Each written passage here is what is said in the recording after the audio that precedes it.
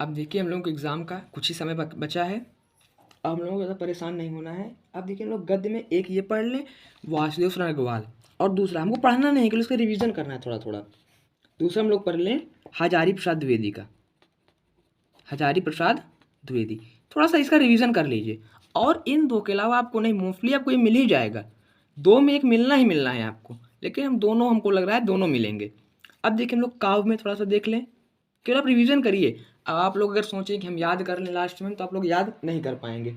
आप जयशंकर पढ़ लीजिए इसमें काव्य में,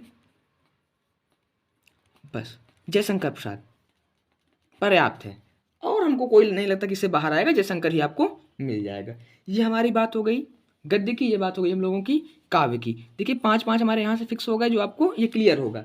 उसके बाद आप लोगों को देखिए, इसके बाद आप लोग गद्य के, इसका गद्य में जो आप लोगों को पढ़ना है, वासुदेव शरण अग्रवाल का जो राष्ट्र का स्वरूप है,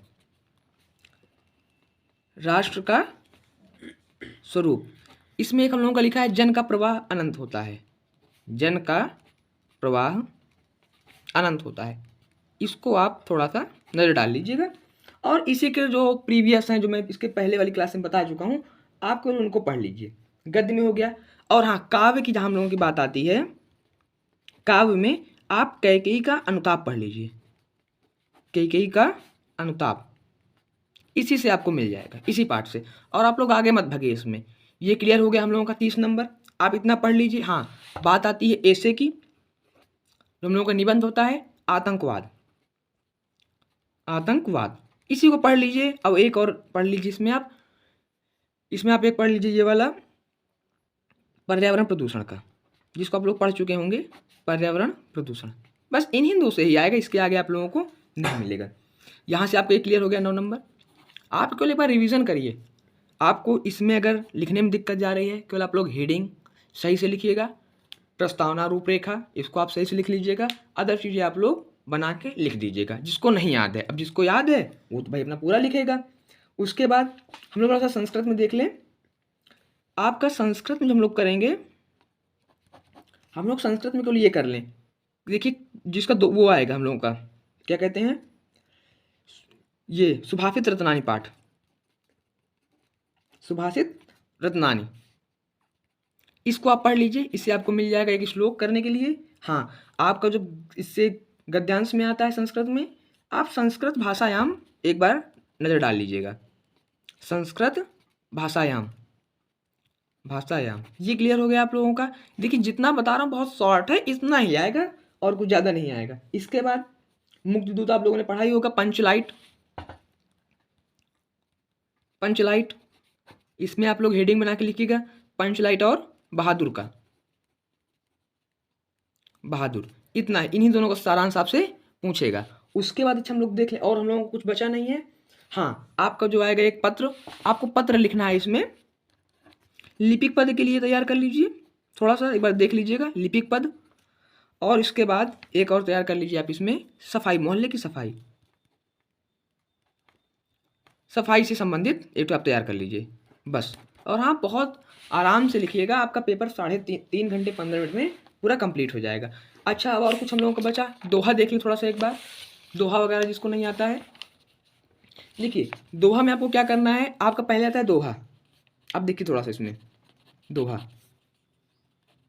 पहले और तीसरे, ठीक है ना, 1 और 3, पहले तीसरे में 13-13, दूसरे और चौथे में 11-11। ये क्लियर हो गया, आपको उसका एग्जाम्पल याद होगा। और अब लोग अलंकार देख लें, जो बहुत इंपॉर्टेंट है आपका। एक अलंकार आप लोग देख लीजिए, इसमें कौन सा अलंकार है, आप देख लीजिए इसमें रूपक, रूपक देख लीजिए, आप देख लीजिए उपमा अलंकार, उपमा देख लीजिए आप, उपमा। इसका उदाहरण नहीं आपको तैयार होगा, तो उदाहरण में बता दूं एक ठो आपको, हरिपद कोमल कमल को, हरिपद कोमल कमल को, ये इसमें क्या होता है हम लोगों का, इन पंक्तियों में स्पष्टीकरण आप लोग लिखेंगे, चरण की तुलना कमल के से की गई है, ठीक है ना, इसमें इतना है।